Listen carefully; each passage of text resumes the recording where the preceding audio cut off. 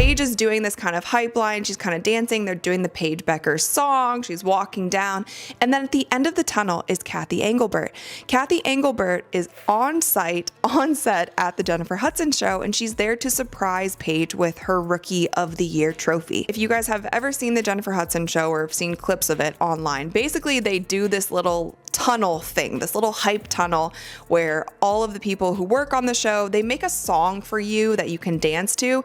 And so that is where Cathy presented Paige with the Rookie of the Year trophy. And I actually tweeted about this. I was like, this was incredible. You can see it on Paige's face. She's so surprised. She's so happy. Paige Bueckers just got Rookie of the Year. But wait, didn't Caitlin Clark carry her team to the playoffs last season? That's not just another stat. That's the biggest moment a rookie can give a franchise. So why did the WNBA put on a huge spectacle for Paige while Clark's year barely got a mention? Unfortunately, when you see something like that, you can't help but think of what they did last year for Caitlin. Now, if you guys remember last year for the Rookie of the Year rollout, they absolutely butchered it. Like, it was, I don't know if they could have butchered it anymore. To see Cathy there, and it was a really adorable and really special moment for Paige, and I thought that that was really cool of Cathy to go out of her way and do that for Paige. So firstly, the WNBA PA leaked the Rookie of the Year announcement in their statement to Christine Brennan. You guys remember last year when there was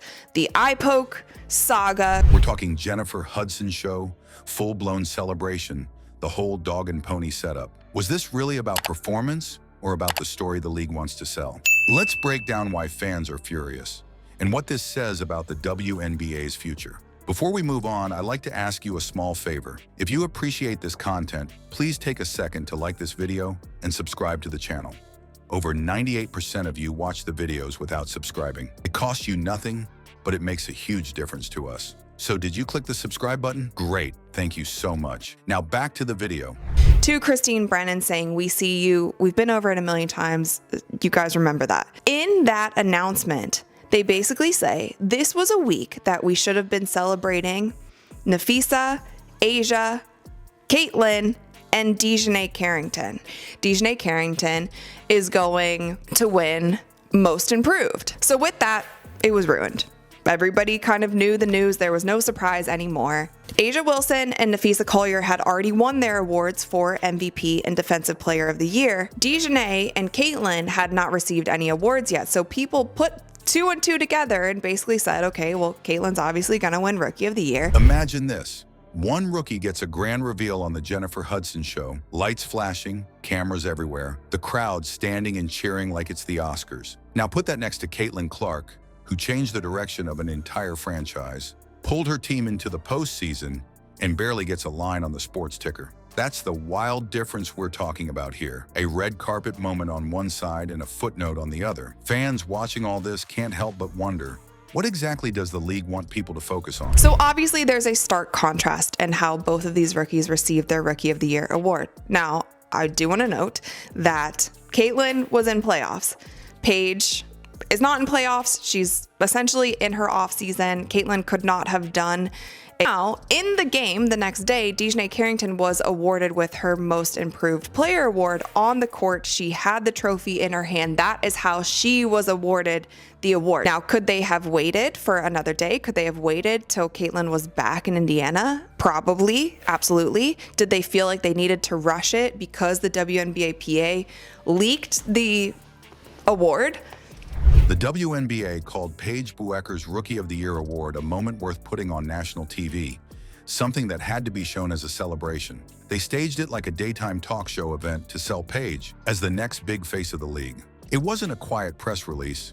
It was a whole surprise reveal packaged for maximum attention. The message was clear. This was not just an award. It was meant to be a story. But on the flip side, Caitlin Clark was the one who led her squad into the postseason, the one who actually gave her team a chance to extend the year, and that accomplishment came and went with little fanfare. So a lot of people are saying, well, Caitlin was preparing for playoffs, like they couldn't have done it any other way. That's not true. If Cathy wanted to be there, if she could have flown out, like there's so much, FaceTime her. I don't care. So why give all the shine to one rookie while the other delivered real results on the court? Let's put it in visual terms. Imagine Clark shows up at the arena, grinding through practices, delivering wins, breaking rookie records. Her reward is paper headlines that slide by in the news cycle, almost an afterthought. Now look at Paige. She walks into a studio with a surprise waiting, applause, confetti, a polished stage where the award is rolled out like golden treasure. The gap between the media spotlight and the actual on-court impact is staggering. It feels like she's walking the red carpet while Clark hustles through the back door with no cameras rolling. And when we put the numbers side by side, the contrast only gets sharper. Clark's team record jumps forward to a playoff berth. She carries the offensive load, racks up assists, scores in big moments, and makes fans believe in Indiana basketball again. Over on Paige's side, you look at the win column, and fans are quick to ask the question, did she even win 10 games this year? That quote popped up all over discussions, and it captures the frustration perfectly. It's not just about flashy highlights or potential, it's about what a player actually adds to their team's season. The voting spread only added more confusion.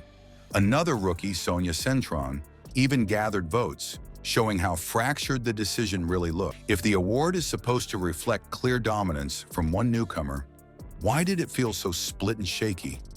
Part of the frustration is that the numbers built the case for Clark. She wasn't just adding stats, she elevated her team. Getting to the postseason as a rookie guard? That doesn't happen often, and yet that leap forward didn't sway the narrative. Paige's numbers show talent, but they don't carry the same playoff weight. The award still ended up in her hands, handed out like a scripted finale. This leads to the bigger question fans keep asking, is Rookie of the Year about performance or is it about the league's storylines? Because when the decision looks this lopsided, it feels less about rewarding dominance and more about pushing a face that fits a preferred image. And for the people watching, who invest time into following the games and noticing who's actually making a difference, that's a tough pill to swallow. It's like effort and outcome are being ignored for narrative packaging. At the end of it, viewers walk away knowing Clark's stats and playoff push were overshadowed by a carefully built moment for Paige. It wasn't decided in the box score, it was decided in the PR playbook. So if that's the case, who's really pulling the strings here? Who benefits from this kind of setup? And why does the league think it helps in the long run? Those are the questions fans are asking now, and they go way beyond just one award. This whole thing isn't really Clark versus Paige. It's bigger than that. It's about whether the league truly rewards what happens on the court, or if it's more focused on packaging storylines that look good on TV. Fans aren't blind. They see who actually carried a team and who got lifted by marketing. That's why questioning these choices matters. If the WNBA wants loyal fans to take the product seriously, it has to put real performance above PR. Growth comes from celebrating players who change games, not just ones who fit the script that leadership decides to promote.